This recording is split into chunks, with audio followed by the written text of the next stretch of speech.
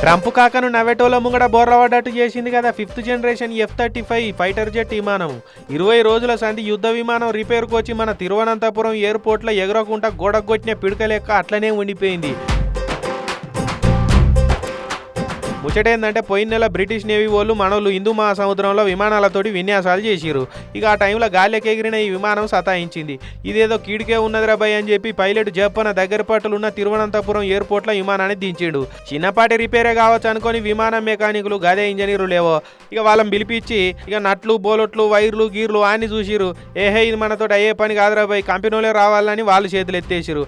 అసలే 100-200 కోట్ల విమానం కూడా కాదా, ఏందక్కో 854 కోట్ల రూపాయలు పెట్టి కొన్న విమానం, మళ్ళీ బ్రిటిష్ రాయల్ నేవీ ఓలుగొనే. ఇక ఇట్లా సతాయిస్తే విమానం ఇజ్జది పోతుందని అమెరికాకి వెళ్ళి విమానం తయారు చేసిన లాక్ హీడ్ మార్టిన్ కంపెనీ ఇంజనీర్లు వచ్చి విమానం అంతా గలబెట్టిర్రు.